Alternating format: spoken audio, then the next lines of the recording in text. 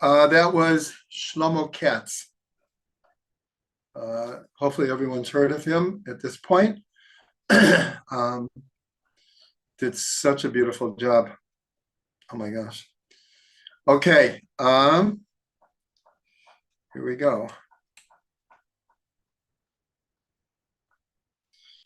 Actually, before I start, I want to say I'm hoping to finish the series on Maaseh Merkavah tonight.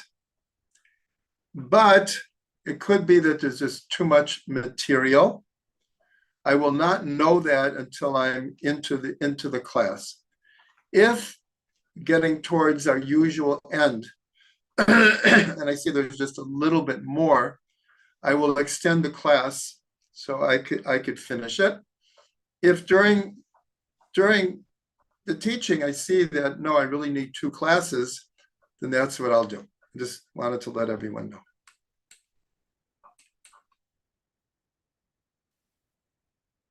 Welcome everyone to Fundamentals of Kabbalah and Chassidut. We are either at the very end of our series on Maaseh Merkavah, or there'll be one more class. We will see as we proceed. I'm hoping to finish it tonight. So what we're going to do tonight is we have spent a number of months going through Maaseh Merkavah. We've also discussed the connection, the synergy between what's called Maaseh Bereshit and Maaseh Merkavah, the secrets of creation and the secrets of the Chariot. We have focused on the first chapter of Ezekiel, and then we expanded it to the first 11 chapters of Ezekiel. Then we showed how, in many, many different ways, Maaseh Merkavah is much more than just the vision of Ezekiel. We went all the way back to Avram, Yitzhak, and Yaakov, all the way back to the patriarchs. We brought many different Talmudic ideas, Kabbalistic ideas.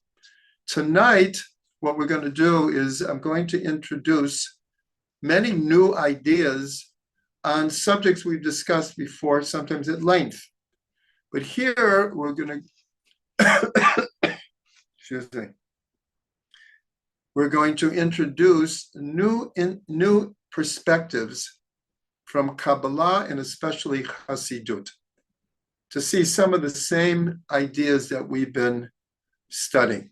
So we're going to go back to like the basics of a new perspective, perhaps, on what exactly is Maaseh Bereshit and Maaseh Merkavah. One of our classes delved extensively into the connection between these 2 mystic traditions. So Maaseh Bereshit is obviously based on the 7-day account of creation, 6 days, and then the first Shabbat, and then the second telling as well. This is Maaseh Bereshit. And of course, there are thousands, millions of innovative ideas encoded in the letters and the words of the creation, Torah cosmology, especially in the last generation. There's been an incredible amount of writing about modern physics, quantum physics, cosmology, and seeing its source right in the account of creation, Maaseh Bereshit.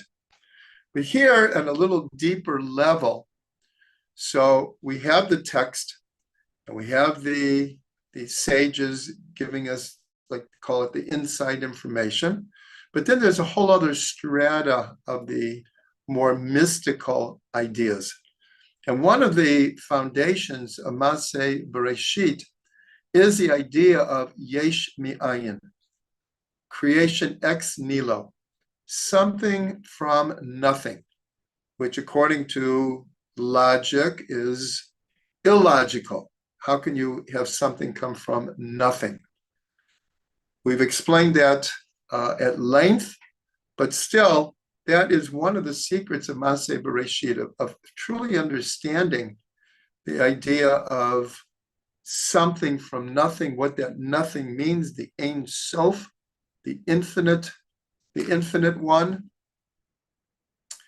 And even more than that, the idea of continual creation. Not that the account that we read was a one-time account, but that every billionth of a second, the entire creation is being recreated. And so here are the secrets of time and space and infinity, all wrapped up into the secrets of Maseh Bereshit. The only name mentioned in the first account is only the name Elohim, and Elohim is always associated with nature, because the gematria of Elohim is 86, which is the same as HaTeva, the all-encompassing idea of nature, Teva. So what is Maseh Merkavah? What does it add to this? Maseh Merkavah, as we've discussed, but here just to make it very, very clear, this is call it the inside framework, the inside fabric of not just the physical universe, but the spiritual universe as well. And the mirror image of physical reality and spiritual reality. And that's why only in the second telling of the story of Bereshit is the name Yud-Kei Vav-Kei introduced. The first time around, it's only Elohim, which is nature. But the second telling introduces the name Yud-Kei Vav-Kei, which are 4 letters. And as discussed, it's one of the secrets of the number 4 running through Ezekiel's vision of the Merkavah. And a deeper understanding of Maseh Merkavah is how God reveals himself in reality, and especially through the divine soul in general, and specifically the divine soul of Israel. These are the secrets of Maseh Merkavah according to Kabbalah and Hasidut. So therefore, it's, as we've discussed, it's as if Maseh Bereshit morphs into Maseh Merkavah.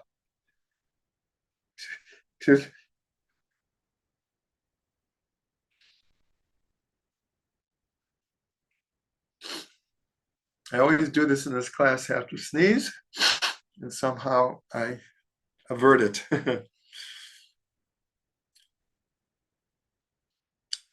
One second.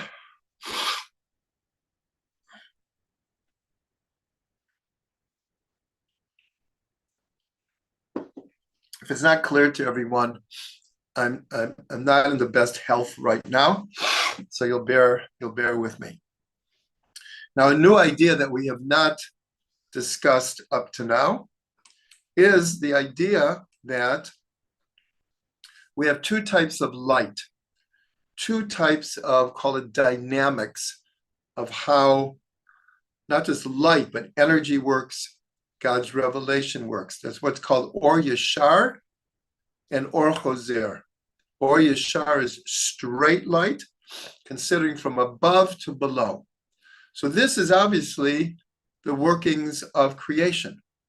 It's all coming from Hashem. And it's coming down, Or Yashar. Maseh Merkavah is what's called Or Choser. It's what we do with this light and the returning light. Now, obviously, it's also dependent on God. The vision of Ezekiel was the beginning says that the heavens opened and Ezekiel saw visions of God. So these were being produced from above, but were very, very dependent on the prophet's ability to make sense of it and experience it and eventually to record it. So that's Or Choser. And this is very similar to the written Torah is Or Yeshar. It's coming directly from God. The oral Torah is considered Or Choser. It's what we do with the written Torah, the way we understand it, the way we delve into it and develop it. So here we're talking about the relationship between the workings of creation and the workings of the chariot. The Arizal, among many, many of his revelations, is the idea which we call now relativity. We always associate that with Einstein, his theory of general relativity, and the breakthroughs that he was able to reveal to the world that changed our entire view of how we experience the world, what the world is, how it works. But I learned from Rav Ginsburg, where he says that any idea that will come into the world will originate in a Torah idea.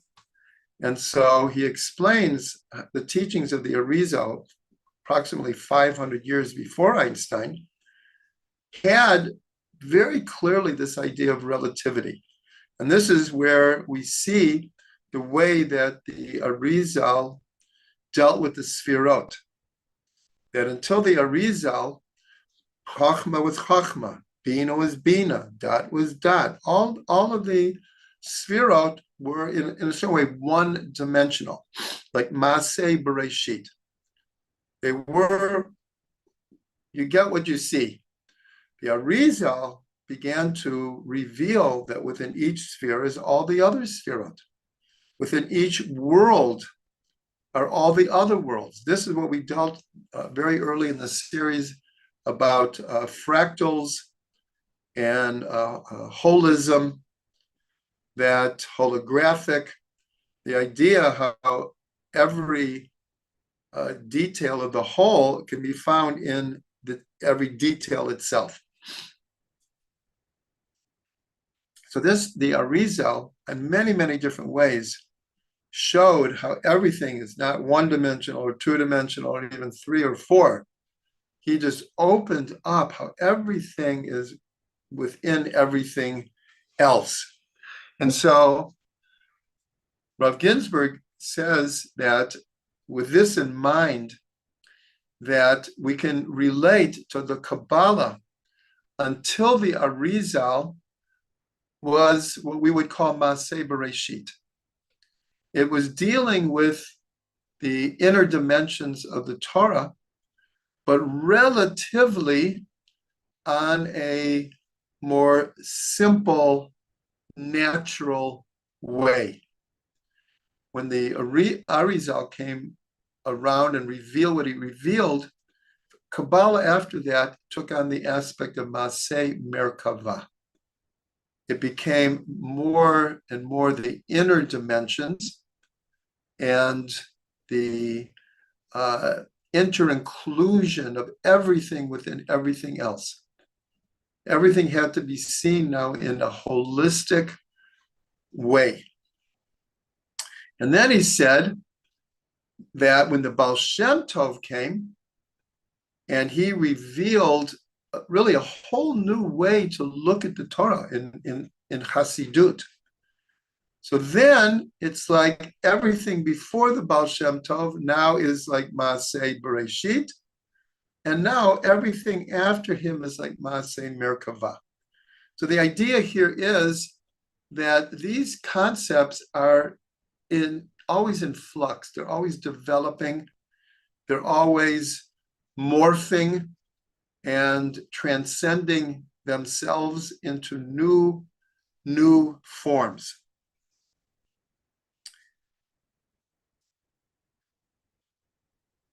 Now, we discussed previously that it was in our discussion of Rosh Hashanah, and that in a certain way, Maaseh Bereshit is until the creation of human beings. Once human beings came, Maaseh Bereshit moves into a different level of Maaseh Merkavah, like we're explaining now. Constant development. And why is that? What is it about Adam is that the basis, the root of the word Merkavah, one of the meanings, which we are going to discuss very shortly, is Murkav. Murkav means complex, a system of complexity.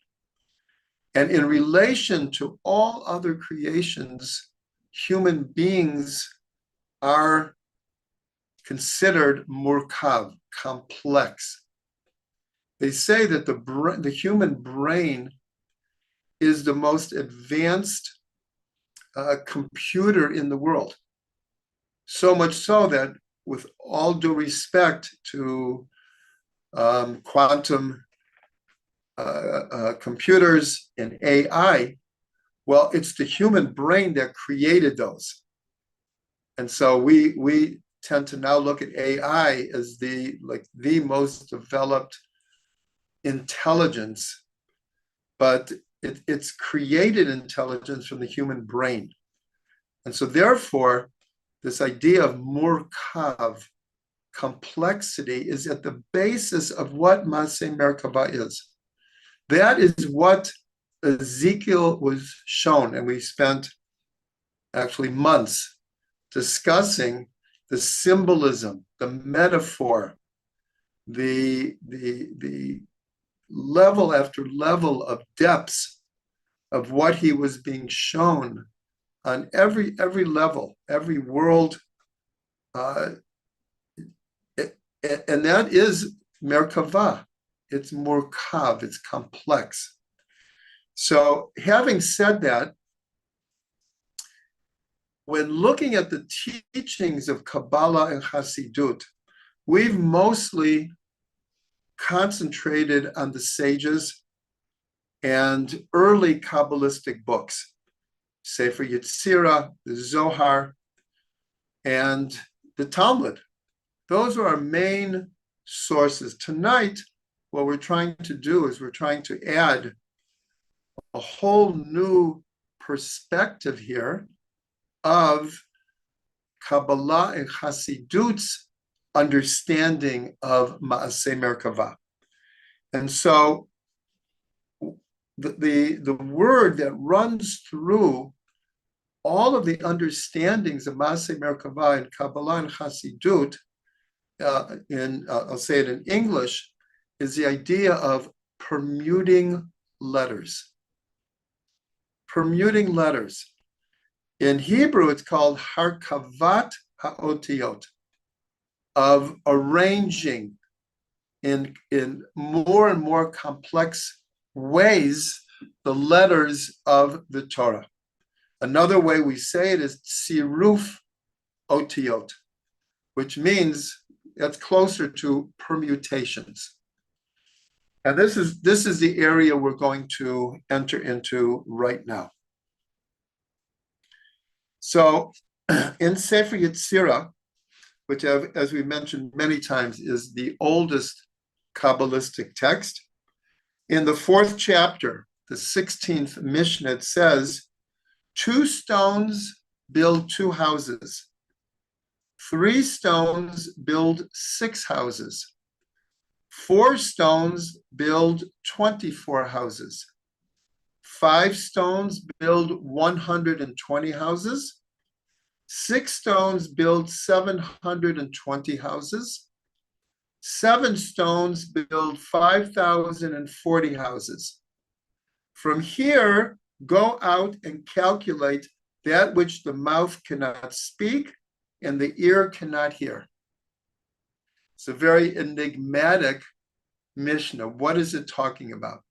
So first of all, what are the stones and what are the houses? 2 stones build 2 houses. 3 stones build 6 houses. A stone is a letter. A house is a word. So now let's go back and understand it.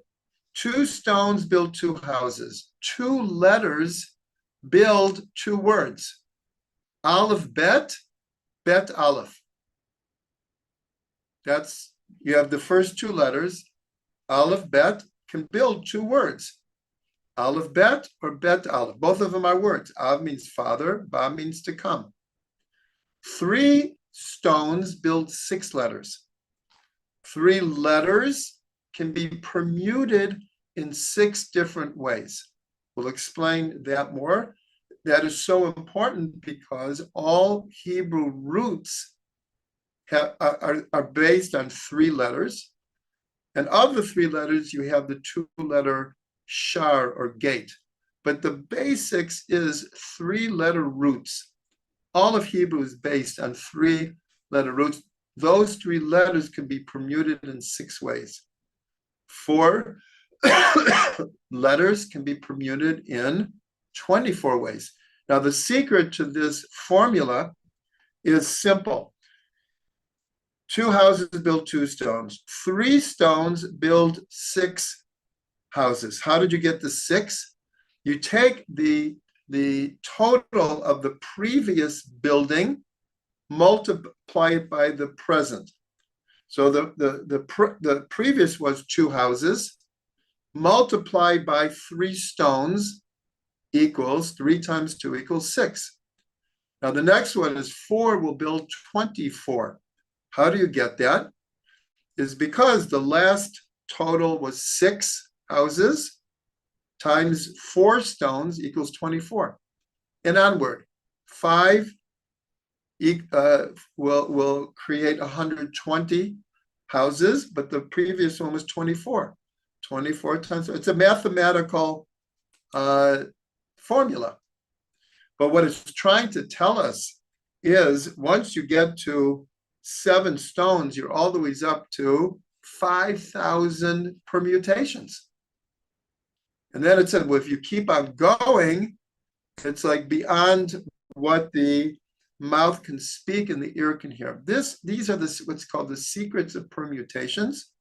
And in Kabbalah and Hasidut, so much of the inner dimensions of the Torah are based on understanding the permutations of a 3-letter root.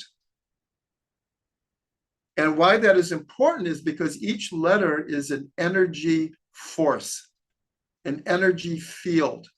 So if you have a word that's based on a 3-letter root, that word will represent that order of those letters. But now if you switch them, because within those 3 letters, you have 6 different, call it energy foundations. Each one will be a different word, and each one will reveal a different thing about those same 3 letters. This is the basis of all Kabbalah and Hasidut. And so that's why they say, when we're talking about Maaseh Merkavah, beyond Ezekiel's vision and beyond the secretive, meditative paths that allow us to reach and understand and access what's called Maaseh Merkavah, is this idea of the permuting of letters. The whole Torah is made of letters and words and verses, but each one of them is a minefield of energy. Each letter is just infinite in its energy that it is channeling, just like the Merkavah. Every letter itself is a Merkavah for God's will, light, and energy. And so now we can understand why Kabbalah and Hasidut put such an emphasis on this idea of if we want to understand Maseh Merkavah, we have to understand permuting letters.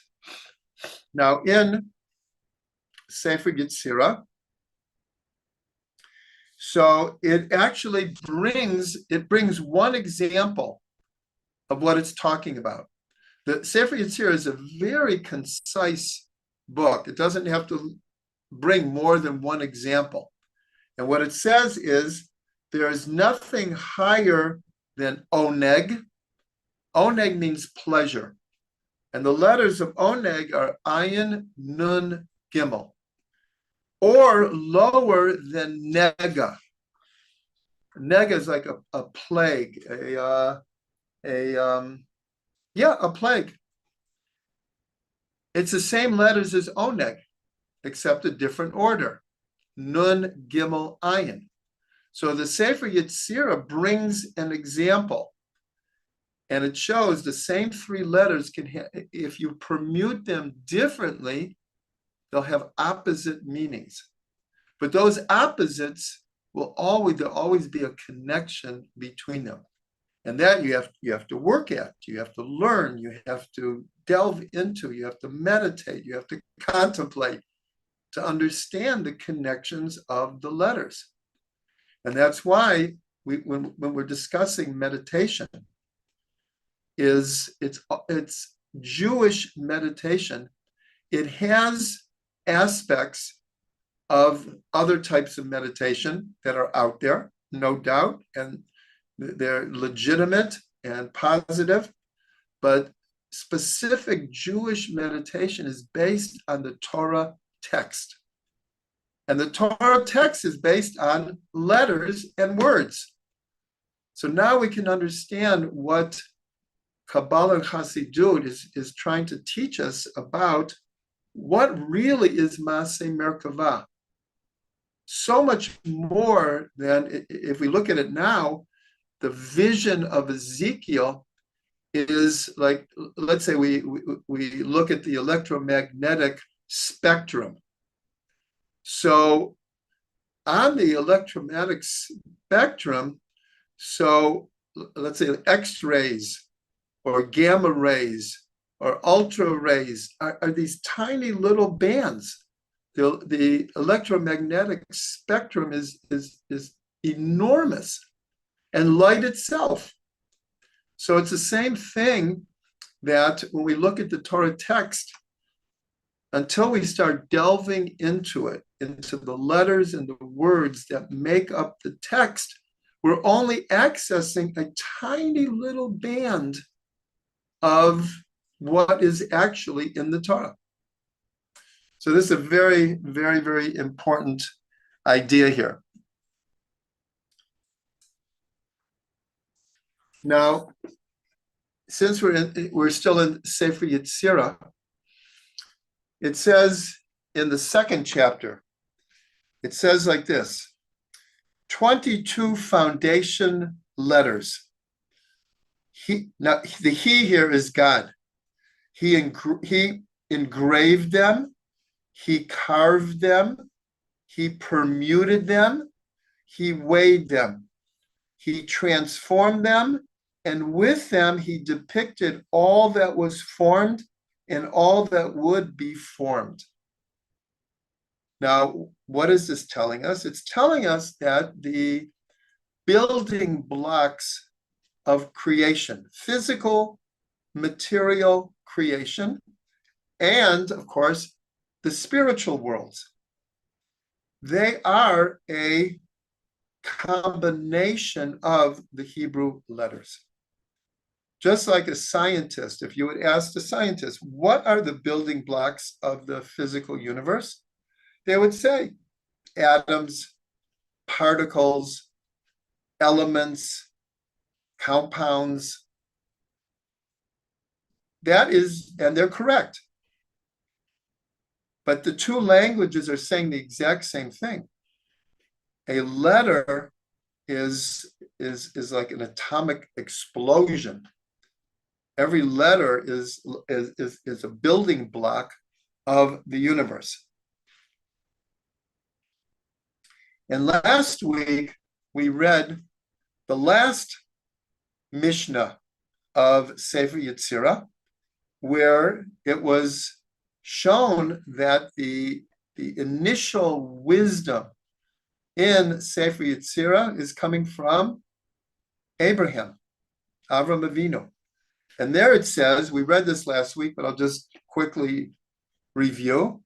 When Abraham, our father, may he rest in peace, came, he looked, saw, understood, probed, and engraved, hewed, and carved. Now, these are the same language as the Mishnah we just read about how God created the world. The same type of ideas: engraved, carved, permuted, weighed, transformed. Now it's talking about Avram. He was successful in creation. Now this is talking about Avram. Immediately there was revealed to him the master of all. In other words, when Avram began probing into the inner dimensions of reality, he was able, like a image of God, as the Talmud says, God says, just like I create, you can create. And that is the connection between Maaseh Bereshit and Maaseh Merkavah. Maaseh Bereshit, God is the one doing the creating. Maaseh Merkavah, in a certain way, is us doing the creating. The Or Choser, the returning light.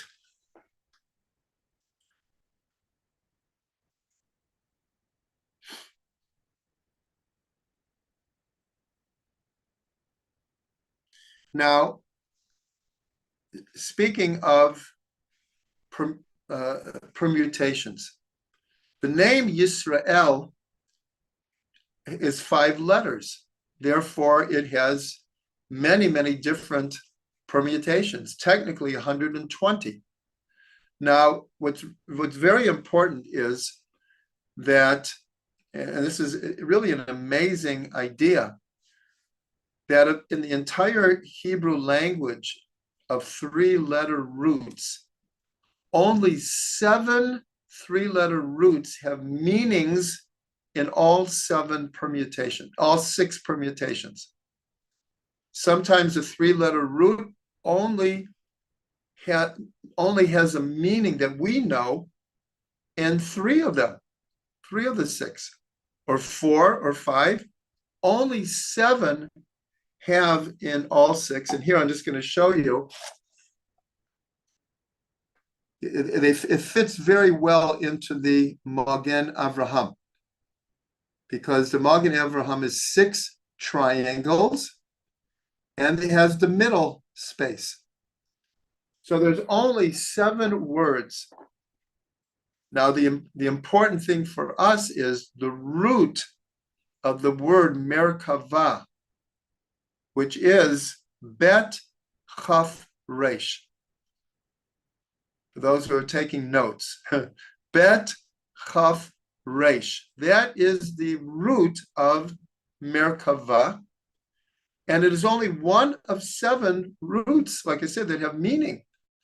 And the fact that the word Merkavah comes from one of these roots that has meaning in all 6 directions, we could relate in a certain way. If you remember, we spent a good amount of time talking about that in the vision of Ezekiel, he sees angels with 4 wings.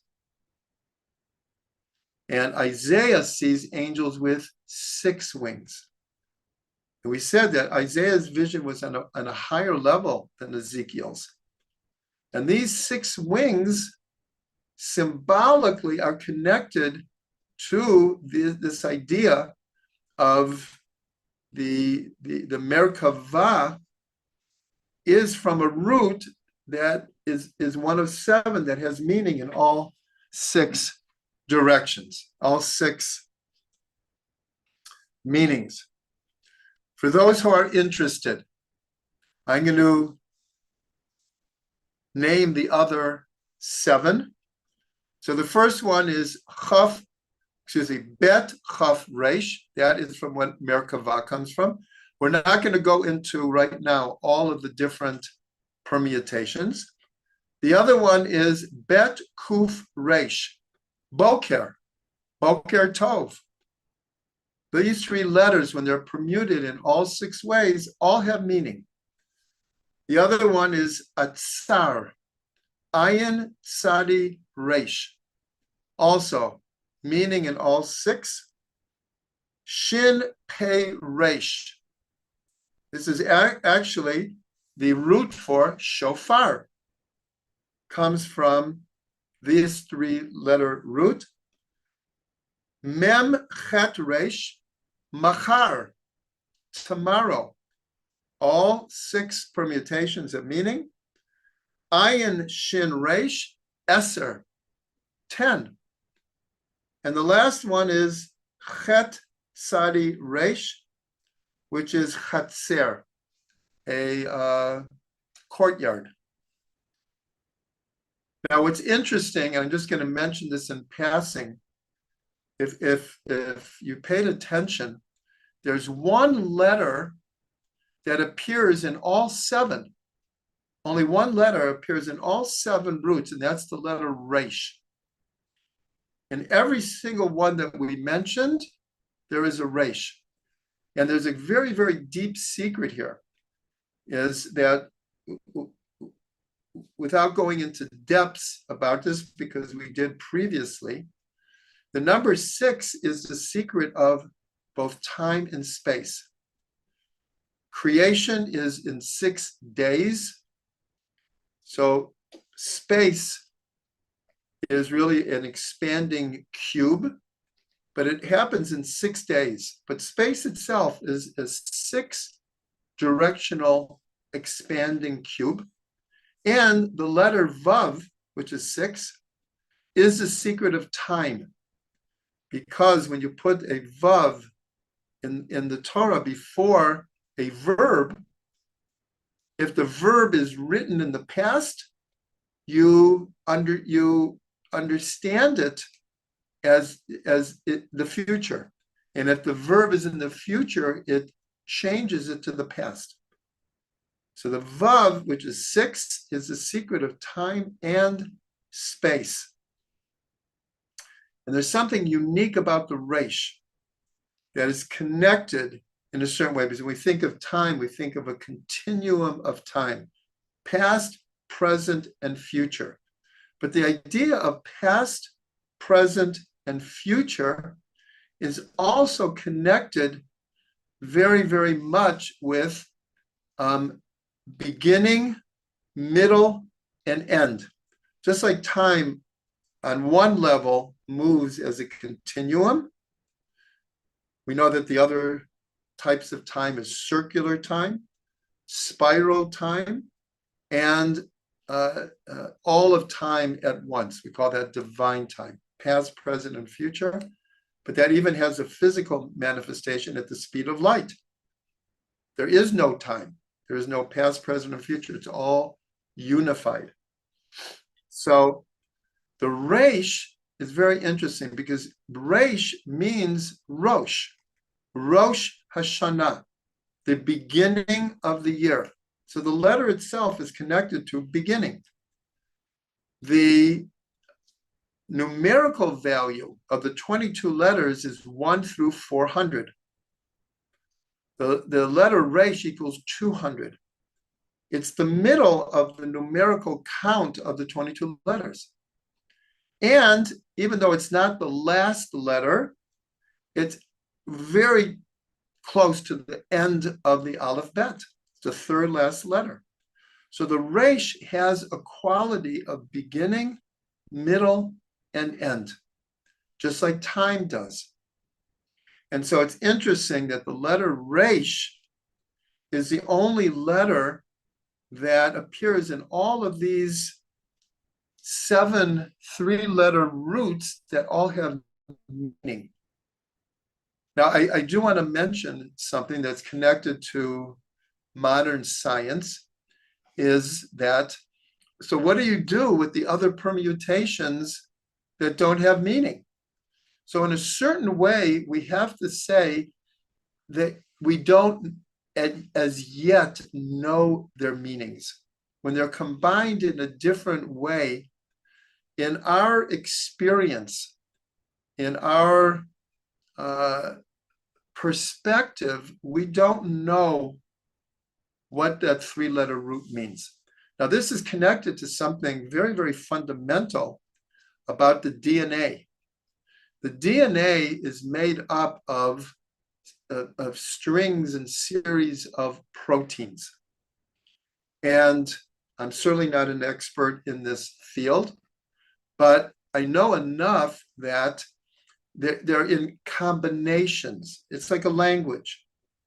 It's like a real language, and that language is translated into who we are physically. We are a composite, a manifestation of the DNA code that is within us. But what they have found is, and there's certain series of proteins that they know how to read, and they can translate it into the genetic code. And they've mapped it all out. It took many, many, many years, and now it's being used in medicine to cure people. But the vast majority of the protein language in the language of biologists is called junk proteins. They don't know what their combinations mean. And so it's very interesting. They're there. They're part of our DNA code. They must have some meaning, or what are they doing there? But we don't know. Just like in science, every generation discovers something new that it never knew before. Every time science gets to the point like, okay, I think we got it down now. We now understand how the universe was formed and when it was formed and how it was formed. And then all of a sudden, there's a whole new dimension that they never caught before. So someday they might understand what these proteins are. Just like someday we might understand what these three-letter roots are in a way that we don't know right now.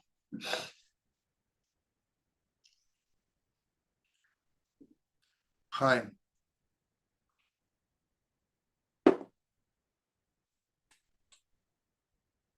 Now, I got a little bit off track. I was starting to talk about the different permutations of Yisrael. One of them is some of them are very, very well known. Shir Kel, the Song of God, or Yeshar Kel, straight to God. One of them is Yesh Ralah, Resh Lamed Aleph. What does that mean? Ralah is not really a word that we know, but it stands for a number. Resh is 200, Lamed is 30, Aleph is 1. So it means there are Yesh 231. What does that mean? What it means is there are 22 letters. If you combine them, each letter with each of the other letters, it means it's 22 times 21, because it's not combining with itself. So Aleph will combine with Bet, Aleph and Gimel, Aleph and Daled, etc. Bet with Aleph, Bet with Gimel, not with itself. So you come up with 22 times 21 equals 462. But that is if you do what's called face, panim, and achor. Face to face or face to back. In other words, you have Aleph connecting with Bet. But you also have Bet connecting with Aleph. So if you do both of those, you get 462. But in Sefer Yetzirah, it says, let's see if I can find it.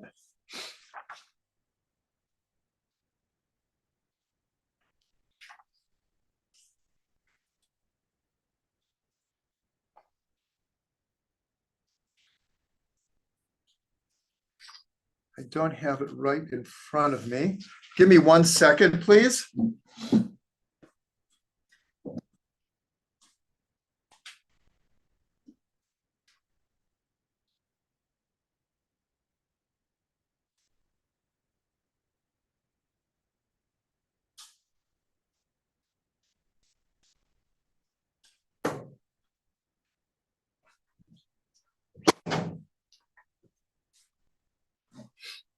Okay, thank you. So it says in Sefer Yetzirah, says like this, 22 foundational letters. He placed them in a circle, the He is God, like a wall with 231 gates. The circles escalates back and forth. So what it means here, what does it mean that the circle escalates? It means each of the letters is connecting to each of the other letters. And when you do it, again, you get 462 total combinations of just 2 letters. But if you only do it in one direction, meaning Aleph Bet and not Bet Aleph, it's 231. So that's one of the secrets of the permutation of Yisrael equals there are 231 gates. But what does this mean on a deeper level? What it means, it's telling us that we have infinite potential of creation. God is using the Hebrew letters to create the world and to maintain the world. And so the fact that Yisrael equals, excuse me, equals there are 231 means there are, now these are just 2 letters. Remember, we learned when you get to 7 letters, permuting them, it's 5,040 houses. But what happens if you do Aleph and Bet, Aleph, Bet, and Gimel, Aleph, Bet, Gimel, Dal? It's infinite. It's infinite, the combinations you can make. And that's the idea here is, it's telling us that a human being has infinite potential. Like they say, because we've used this idea of the junk proteins or 3-letter permutations that don't have meaning that we know. So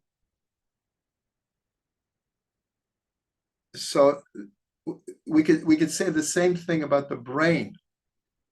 Depending like who you listen to, some say we only use 5% of our brain. Some say up to 10%. But we're told that with all the science that they've done, 90% of the brain is still a mystery. And that, I mean, can you imagine if a human being, what we've developed in the world, especially this last, let's say, 100 years of technology, using 5% of our brain?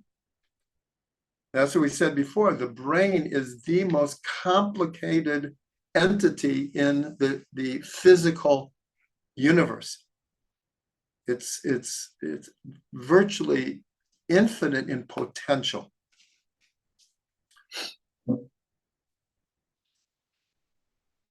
Now, probably the most important and famous manifestation of this whole idea of permutations is what's called the Tikkunei Zohar. The Zohar is made up of actually many, many different parts to the Zohar. One of the most used and studied is what's called the Tikkunei Zohar. Tikkun means rectification, the fixings of the Zohar. What are these fixings? There's 70 chapters, and it's all based on one word, Bereshit, in the beginning. The whole Tikkunei Zohar is based on this one word. It goes to say there are many offshoots of these teachings. But the basis of Tikkun Zohar is bringing different permutations of the word Bereshit. Bereshit is 6 letters. So in theory, there are 720 different combinations of those letters. It does not attempt to do that, but it brings a couple of handful of permutation and then explains them. And it goes on off the subject plenty, but still, it's the entire book is based on this idea of permutations. Later, one of the most famous Kabbalists of the last 1,000 years, the most important one was the Arizal. But preceding him was a figure called Avram Abulafia, Rabbi Avram Abulafia. He in many ways, he was a very, very unique individual and controversial. And one of the reasons he was controversial was that he developed a method of meditating using permutations of Hebrew words and verses. And he created a very, very complicated, remember we used the word complicated to understand Maseh Merkavah. In a certain way, the Tikkun Zohar, it's dealing with the word Bereshit, which is Maseh Bereshit, the workings of creation, but its methodology is Maseh Merkavah. And so Avram Abulafia began teaching. He never had a large amount of students, and he became very, very controversial because he was teaching deep methods of meditation, almost all of them based on permutations of God's name, of words in the Torah. And it was considered very, very controversial. One of the reasons it was so controversial was that many people felt that he was revealing an authentic meditative path that had been quite hidden for many, many generations. And they were nervous, upset that it was being taught in such an open way. And so in his lifetime, he was shunned by the religious establishment. But what it turns out is that he had many students who went on and became great teachers of Kabbalah in their own right and acceptable. For practically 1,000 years, all of Avram Abulafia's books were never published. They were only in manuscript form. That's how controversial he was. Nonetheless, it became more and more accepted that all these other people are quoting him. Some are using his name, but most of them were not. But it was clear where they were getting this from. And so I'm just mentioning all of this because part of the controversy was that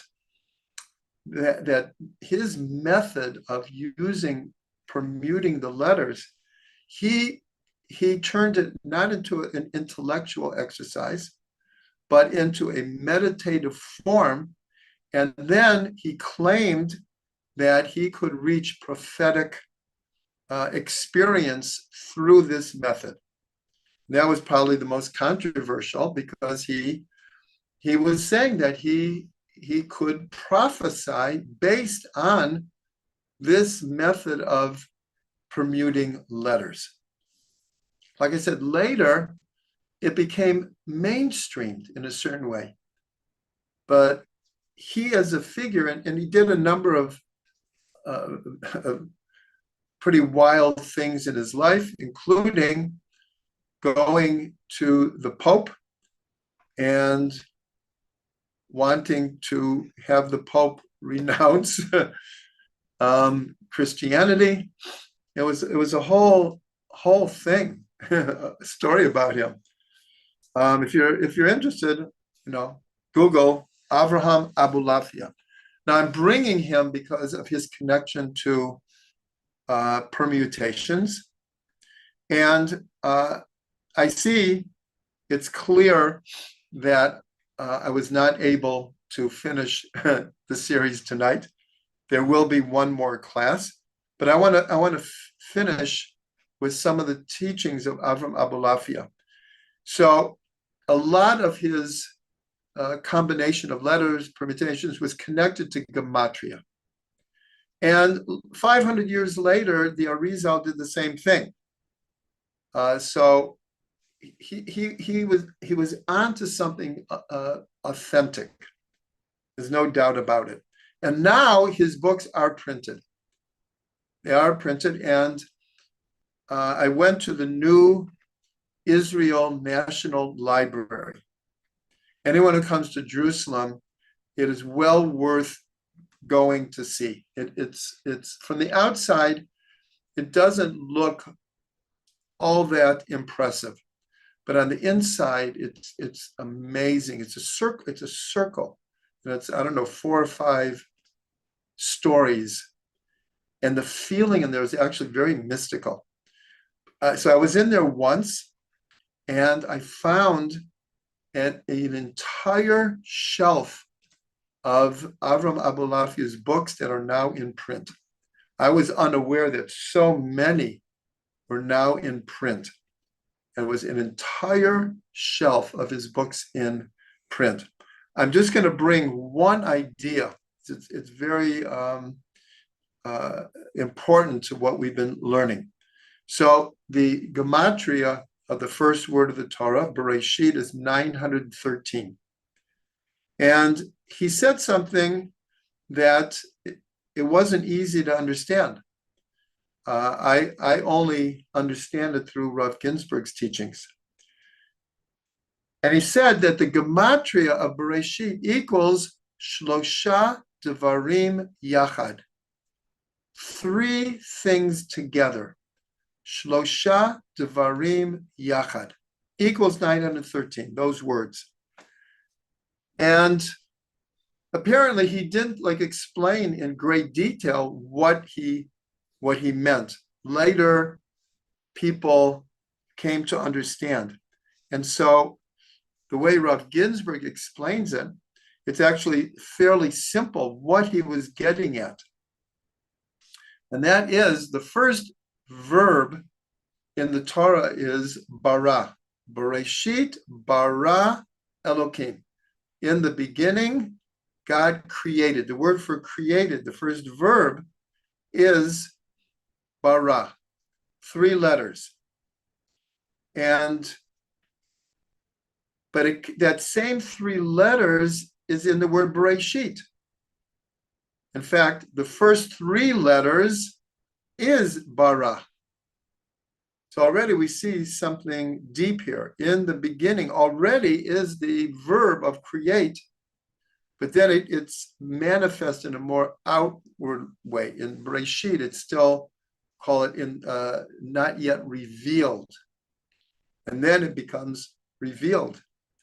So Bereshit begins bara, and the last 3 letters are Shin Yud Tav. And this is one of the main permutations in the Tikkunei Zohar. The Tikkunei Zohar, the word Shin Yud Tav in Aramaic means 6. And so the Tikkunei Zohar read it, he created with 6. Bara, 6. So here, first of all, Bereshit itself is 6 letters, meaning that the 6 days of creation are already present in the word Bereshit. The 6 days of creation are a revelation, a result, an effect of the first word Bereshit.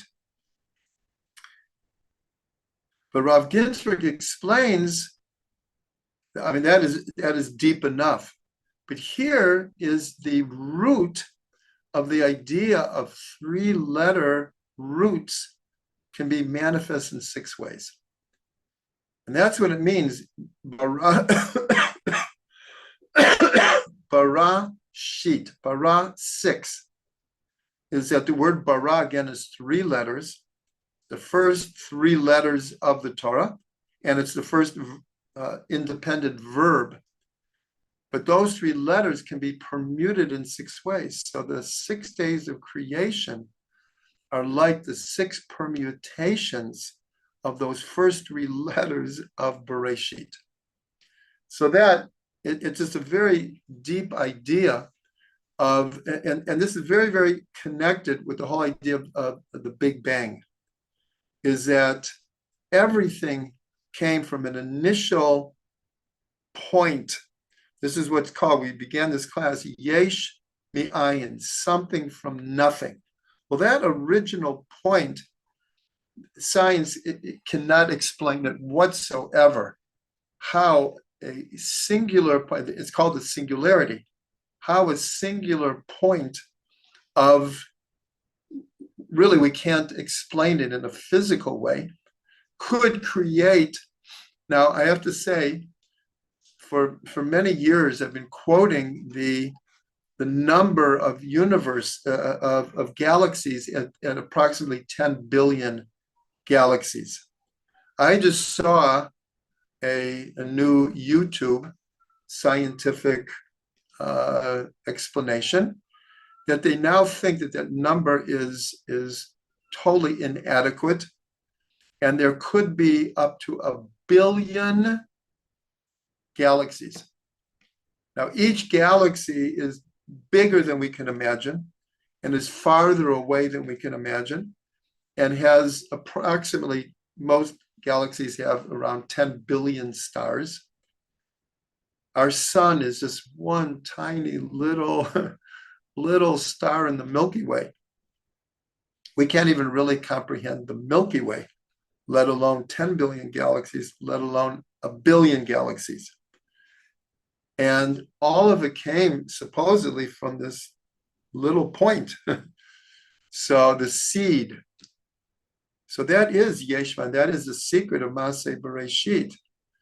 And it's all in the word Bereshit. All 6 days of creation. And the word Shabbat is in the word Bereshit. So you have the 6 days of creation plus Shabbat already in Bereshit. And all of this was hinted to by Avram Abulafia when he said the numerical value of Bereshit is 3 shlosha devarim yachad. But along with that is the whole concept, and I'm not going to go into depths of this because we had a whole series of classes on the Sfirot. Everyone, please go out and order the new book, the Sfirot and Meditation, where the idea of the Sfirot lining up in 3 lines is crucial to understand what our world is made of and what it means.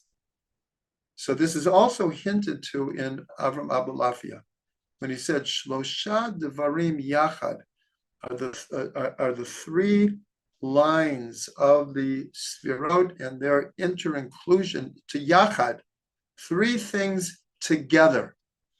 And this is also the beginning of Pirkei Avot, that the world stands on 3 things: Torah, Avodah, and Gemilut Chasadim. On Torah, service, and deeds of goodness. And there are many, many, many other things that have to do with 3 that Avram Abulafia is alluding to here.